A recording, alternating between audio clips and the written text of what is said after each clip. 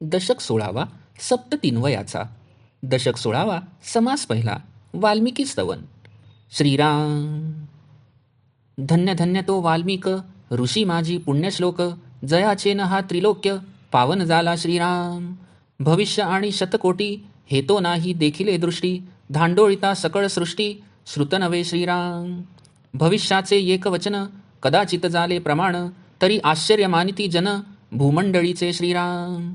नसता रघुनाथ अवतार, नाही पाहिला शास्त्राधार.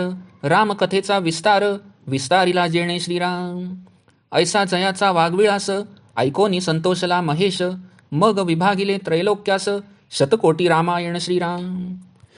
ज्याचे कवित्व शंकरे पाहिले, इतरा न वचे अनुमानले. राम उपासकासी झाले, परम समाधान श्रीराम. ऋषी होते थोर थोर, बहुती केला कवित्व विचार. परी वाल्मिका सारिखा कवेश्वर, न भूतो न भविष्यती श्रीराम. पूर्वी केली दुष्टकर्मे, परी पावन झाला रामनामे. नाम जपता दृढ नेमे, पुण्ये सीमा सांडिली श्रीराम. उफराटे नाम म्हणता वाचे, पर्वत फुटले पापाचे. ध्वज उभारले पुण्याचे, ब्रह्मांडावर ते श्रीराम. वाल्मिके जेथे तप केले, ते वन पुण्य पावन झाले. शुष्क काष्टी अंकुर फुटले, तपोबळे जयाच्या श्रीराम. पूर्वी होता वाल्हा कोळी, जीवघातकी भूमंडळी. तोची वंदिजे सकळी, विभुधी आणि ऋषेश्वरी श्रीराम. उपरती आणि अनुताप, तेथे कैचे उरेल पाप. देहांत तपे पुण्यरूप, दुसरा जन्म झाला श्रीराम. अनुतापे आसन घातले, देहाचे वारुळ झाले. तेची नाम पुढे पडिले, वाल्मिक ऐसे श्रीराम. वारुळास वाल्मिक बोलिजे, म्हणून वाल्मिक नाम साजे. जयाच्या तीव्र तपे झिजे, हृदय तापसाचे श्रीराम. जो तापसा माझी श्रेष्ठ, जो कवेश्वरांमध्ये वरिष्ठ. जयाचे बोलणे पष्ट, निश्चयाचे श्रीराम. जो निष्ठावंताचे मंडण, रघुनाथ भक्तांचे भूषण. ज्याची धारणा असाधारण, साधका सदृढ करी श्रीराम. धन्य वाल्मिक ऋषेश्वर, समर्थाचा कवेश्वर. तयासी माझा नमस्कार, साष्टांग भावे श्रीराम. वाल्मिक ऋषी बोलिला नसता, तरी आम्हासी कैची रामकथा. म्हणून या समर्था, काय म्हणून वर्णावे श्रीराम. रघुनाथ कीर्ती प्रगट केली, तेणे तयाची महिमा वाढली. भक्त मंडळी सुखी झाली, श्रवण मात्रे श्रीराम. आपुला काळ सार्थक केला, रघुनाथ कीर्तीमध्ये बुडाला. भूमंडळी उधरीला, बहुत लोक श्रीराम. रघुनाथ भक्त थोर थोर, महिमा जयांचा अपार. त्या समस्तांचा किंकर, रामदास म्हणे श्रीराम. इति श्रीदासबोधे गुरुशिष्य संवादे वाल्मिकी स्तवन नाम समास पहिला समाप्त.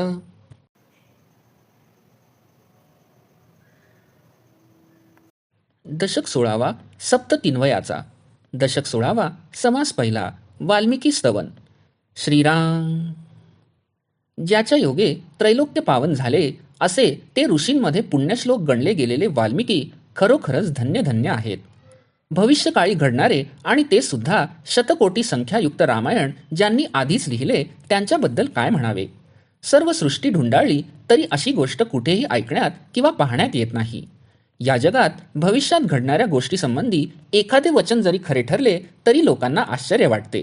ज्यावेळी रघुनाथाचा अवतारही झालेला नव्हता, अशा वेळी कुठलाही शास्त्राधार पाहिलेला नसता वाल्मिकीने रामकथेचा इतका अफाट विस्तार केला.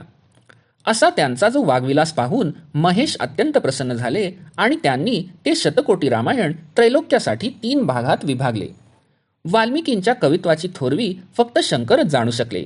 इतरांना त्याचे अनुमानही करता येणे शक्य नाही. त्यांच्या काव्यामुळे राम उपासकांना मात्र परमसमाधान झाले. कित्येक थोर थोर ऋषी होऊन गेले. त्यातील अनेकांनी काव्यरचनाही केली, पण वाल्मिकींच्या सारखा कवीश्वर पूर्वी कधी झाला नाही आणि भविष्यकाळातही कोणी होणार नाही.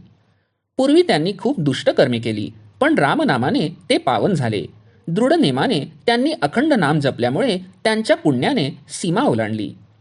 त्यांनी उलट्या रामनामाचा मुखाने इतका जप केला की त्यांचे पूर्वीचे पर्वतासारखे प्रचंड पाप नष्ट झाले आणि ब्रह्मांडामध्ये त्यांच्या पुण्याचे ध्वज फडकत राहिले.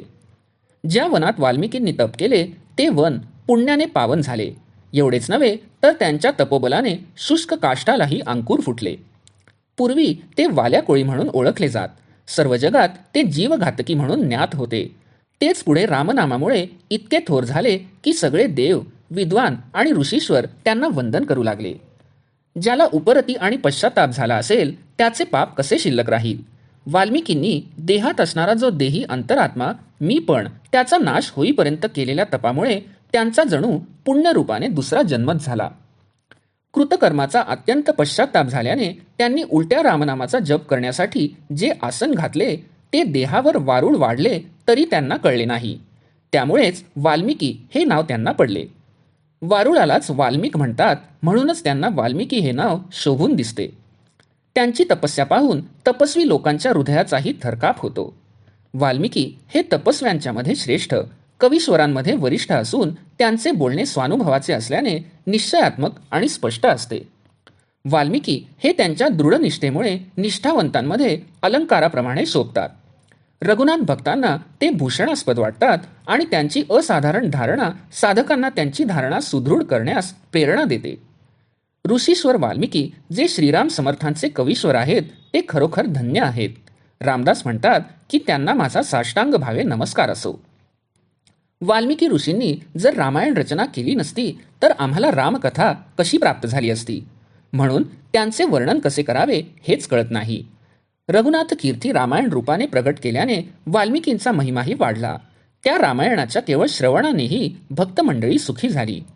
रघुनाथ कीर्तीमध्ये भक्तिरसात डुंबत राहून वाल्मिकींनी आपल्या जीवनातील काळ सार्थकी तर लावलाच, पण या पृथ्वी तलावरील अनेक लोकांचाही त्यांनी उद्धार केला. जे थोर थोर रघुनाथ भक्त होऊन गेले त्या अपार महिमा असलेल्या समस्त रघुनाथ भक्तांचा मी किंकर आहे असे रामदास म्हणतात. इति श्रीदासबोधे गुरुशिष्य संवादे वाल्मिकी स्तवननाम समास पहिला समाप्त.